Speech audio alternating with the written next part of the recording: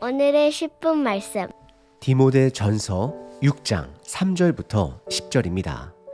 디모데전서 1장은 거짓된 가르침을 경계하라는 바울의 가르침으로 시작됩니다. 그리고 오늘 본문인 디모데전서 마지막 장인 6장에서 바울은 다시 한번 거짓된 가르침의 위험성을 강조합니다.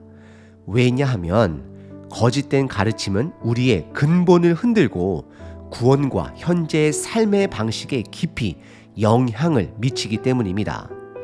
거짓된 가치관은 우리를 잘못된 방향으로 이끌어 결국 삶 자체를 잘못된 길로 가게 합니다.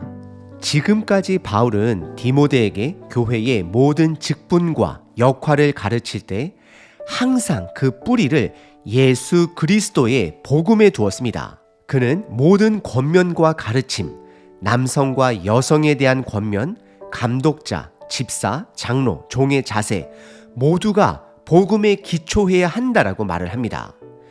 여러분은 삶의 동기가 무엇인가요? 왜 오늘도 일하시고 왜 교회 안에서 섬기시며 왜 오늘도 성경을 펴셨나요? 그 이유는 우리 삶의 가치는 바로 예수님의 복음에 있기 때문입니다. 바울도 디모데도 각자의 자리에서 복음의 가치를 붙들고 서로를 격려하며 살아갔습니다. 오늘 본문에서는 바울이 거짓된 가르침을 경계하라는 동시에 물질에 대한 경고를 다루게 됩니다. 물질은 너무나 강력한 유혹이며 모든 사람들이 생존하기 위해 반드시 필요한 조건이기 때문입니다. 복음으로 깨어있지 않으면 우리는 거짓된 가르침과 물질의 노예가 되어버릴 위험에 있습니다. 이 말씀은 오늘날 우리의 삶에도 깊은 도전을 줍니다. 우리 각자의 삶의 근간은 무엇인가요?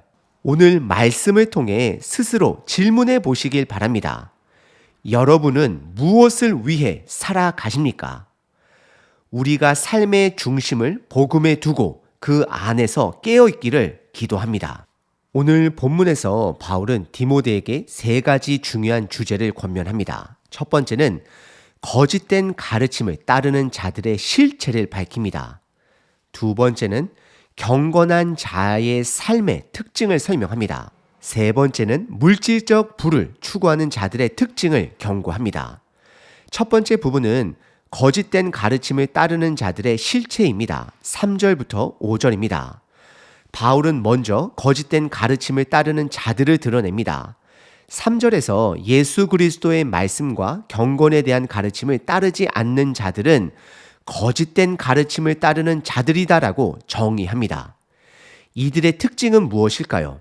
4절에서 바울은 5가지로 묘사합니다. 첫 번째, 교만하여 아무것도 알지 못합니다.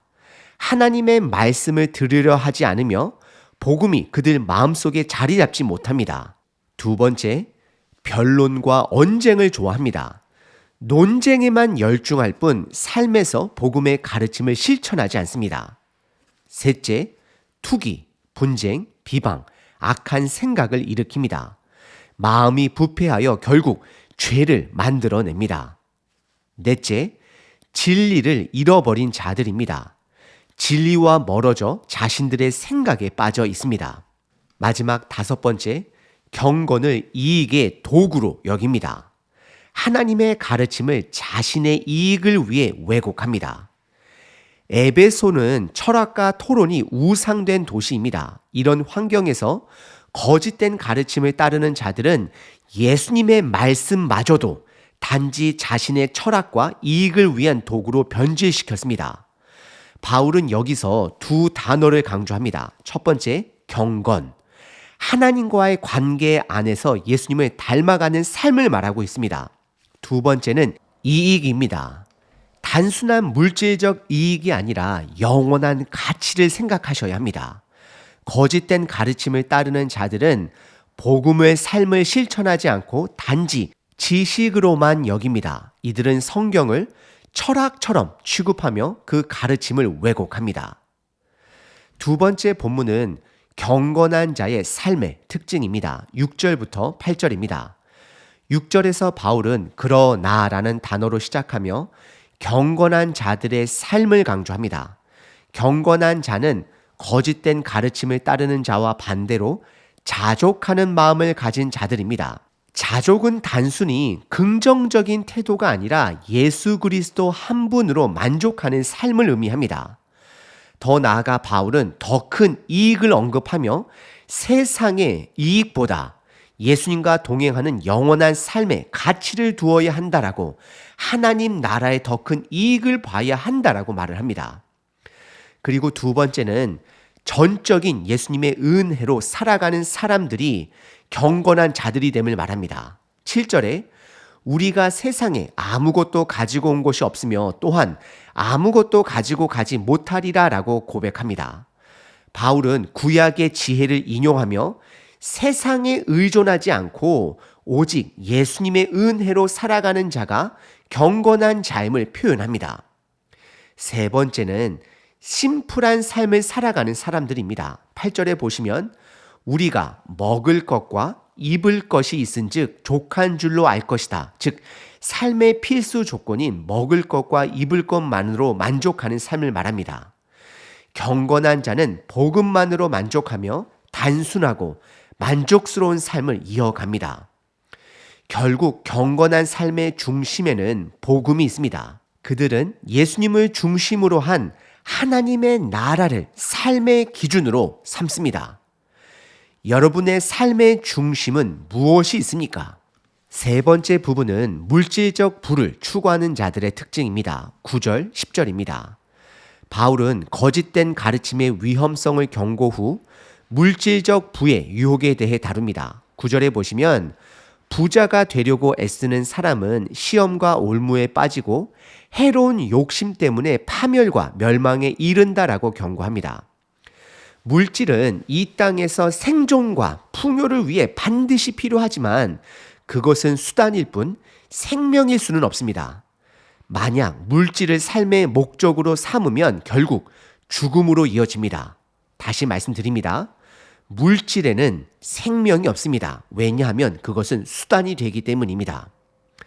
그리고 10절에 바울은 명확히 말합니다. 돈을 사랑함이 모든 악의 뿌리가 된다라고 말합니다. 다시 말씀드립니다. 돈을 사랑함이 모든 악의 뿌리가 된다라고 바울은 말합니다. 물질의 목적을 둔 사람은 결국 복음에서 떠나 많은 근심 속에 살아갑니다. 우리는 예수님을 찾아왔던 부자 청년을 기억하게 됩니다. 그는 물질을 포기하지 못해 예수님을 따르지 못했습니다.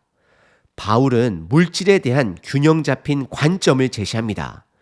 물질은 반드시 필요하지만 그것이 우리의 주인이 되어서는 안 됩니다. 복음과 하나님의 나라가 삶의 중심에 있어야 합니다. 오늘 본문에서 바울은 디모데 전서의 마지막 장인 6장에서 거짓된 가르침과 물질에 대해 다시 한번 다루고 있습니다. 이 두 가지는 우리 정체성을 뒤흔들 수 있는 중요한 요소입니다. 현대 사회에서 거짓된 가르침은 이단뿐만 아니라 교회 공동체 안에 스며든 잘못된 세상적 가치관을 의미할 수 있습니다. 바울이 물질에 대해 언급하는 이유도 여기 있습니다. 예수님께서 물질을 살아있는 존재로 비유하며 하나님과 겸하여 섬길 수 없다라고 말씀하셨습니다. 이는 우리 모두가 물질에 대한 탐욕의 영향을 받고 있기 때문입니다. 물질은 수단이지 목적이 아닙니다. 물질은 하나님께 영광을 돌리는 수단이지 도구뿐이지 부자가 되는 목적이 되어서는 안 됩니다.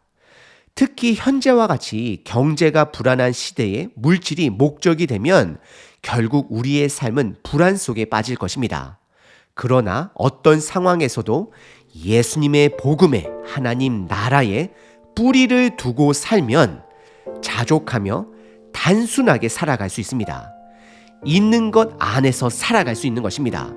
하지만 제가 드린 이 모든 말씀이 말로는 쉽습니다. 실제 삶에서 실천하기는 매우 어렵습니다. 진리의 말씀으로 잘못된 가르침을 분별하고 물질을 목적이 아닌 수단으로 삼아 이 땅에서 복음으로 자유함을 얻는 저와 여러분 우리 모두가 되기를 기도합니다. 갈라디아서 5장 1절 그리스도께서 우리를 자유롭게 하려고 자유를 주셨으니 그러므로 굳건하게 서라. 다시는 종의 멍에를 매지 말라. 아멘. 사랑하는 하나님 아버지, 우리의 삶을 돌아보며 세상의 유혹과 물질적 가치관에 흔들리지 않고 예수 그리스도의 복음에 깊이 뿌리 내리길 원합니다. 주님께서 주시는 참된 만족과 평안을 누리며 자족하는 마음으로 살아가게 하소서. 교회 공동체 안에 스며든 세속적 가치관을 분별할 수 있는 지혜를 주시고 성령의 인도하심으로 진리를 따르며 하나님의 뜻에 순종하는 삶을 살게 하옵소서. 우리의 마음과 생각을 새롭게 하시어 세상의 흐름에 휩쓸리지 않도록 지켜 주옵소서. 이 모든 것을 우리 주 예수 그리스도의 이름으로 기도드립니다. 아멘. 항상 기뻐하라. 쉬지 말고 기도하라. 범사에 감사하라.